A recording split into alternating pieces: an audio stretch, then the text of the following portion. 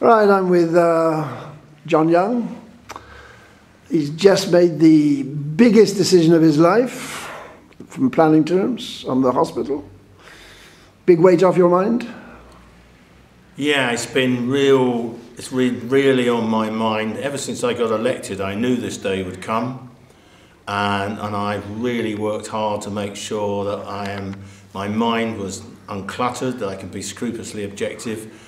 And I've had to withdraw from all political dialogue on the subject, which I have to say from me has not been easy. No. But I've done it. And so that's been a really tough call. It's a very onerous responsibility, and I wouldn't wish it on anybody. It goes back to the states. A decision will be made on what now by the states? What will they have to decide? No idea. You better speak to the Chief Minister. I've taken no part in Council of Ministers' discussion on this point, and I have no idea what their intentions are either now or tomorrow. That's important because the law requires that is the case. The advice to me is I had to withdraw from all those discussions, and I've done so. So, obviously it can't come bouncing back again, presumably. It can't. That's it, finished. That site is presumably, as far as your department is concerned, that's a dead site, is it? No, you can't say that at all.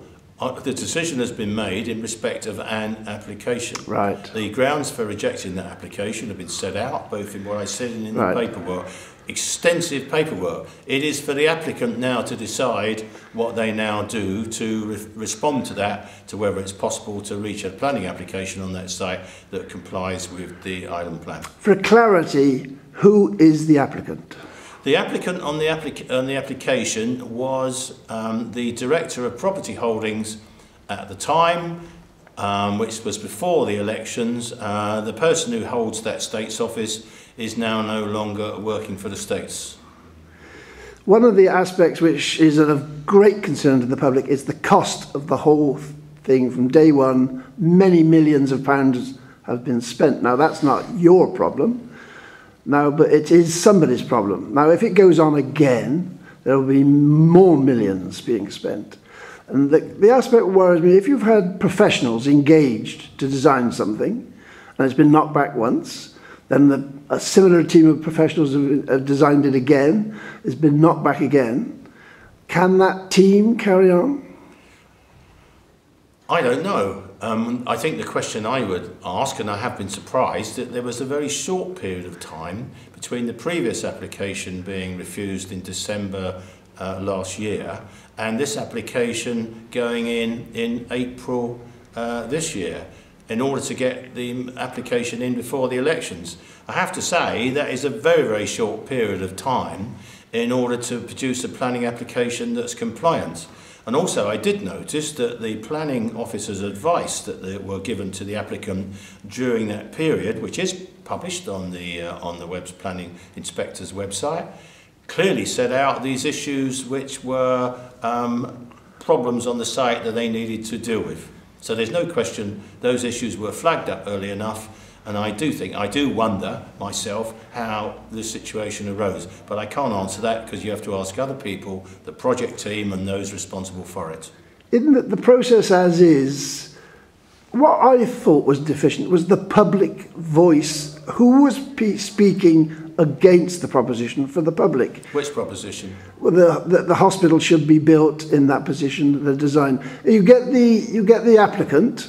They're very keen, they promote it, they had a very high, expensive lawyer, very experienced, to argue their case, the hearings I went to. A lot of money spent on promoting the scheme, but not a lot of public money being put on trying to find fault with the scheme. That's what I felt. Left to the individuals. Well, you know my view is that I believe in community planning.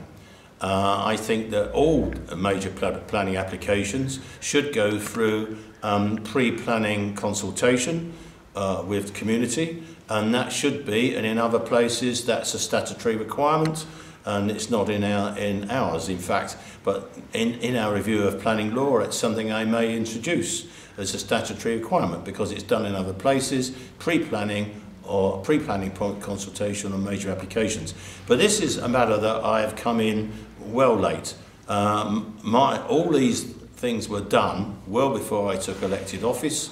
The decision that this site, I think, goes back to a couple of years ago, and obviously the team have then worked on it. So I can't answer how that happened. If I'd have been in the States, maybe I would have been able to do something about it, but I wasn't in the States, and I've had to deal with the consequences of what happened, whether it's right or wrong. I think you're going to have to ask other people. I'm sorry. Your department would be going away dreaming up a new island plan. I'm not a great fan of island plans and the way they've been done. Can I just correct you on one point?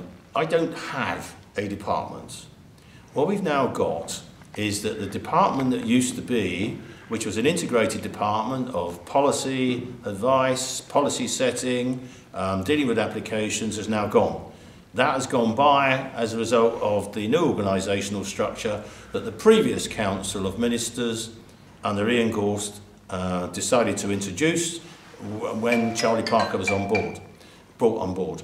Now what we have planning officers whose job it is now to do only with planning applications, and the policy officers are elsewhere in the organisation. We have fragmentation of that. So I don't have any department to be able to coordinate and make sure that kind of integration that you're implying happens.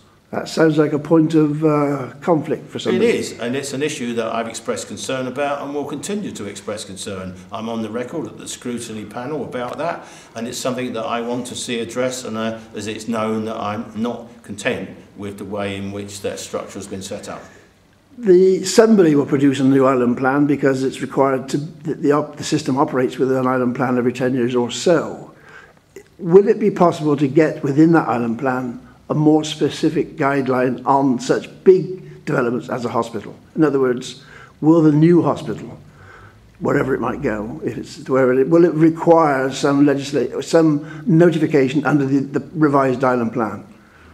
Well, in an ideal world, then the new hospital site would have been identified in the current island plan, and then I think the matter would have been less trouble-free, or more trouble-free rather. But that wasn't done, and if I'd have been around at the time, I would have made sure it was done. My feeling at the moment is that the issues that arise from the hospital are too urgent to leave until the timetable for the next island plan. The next island plan will not be, I don't think, even on a fair wind, is going to get to the States before 2021, and that's just too long.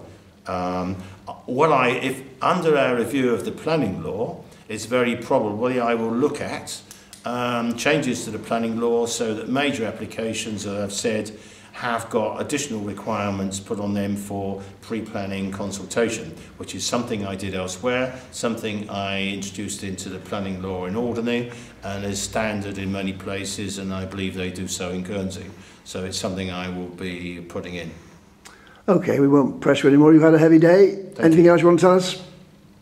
No, I'm relieved. I'm relieved that today's over, and what I've tried to do is to fulfil the onerous duty that's been put upon me by the States as honestly, as openly and as objectively as I can. Not everybody will agree with it, but at least what's as open and transparent, people now can take that where they believe it should go. Thank you for your time.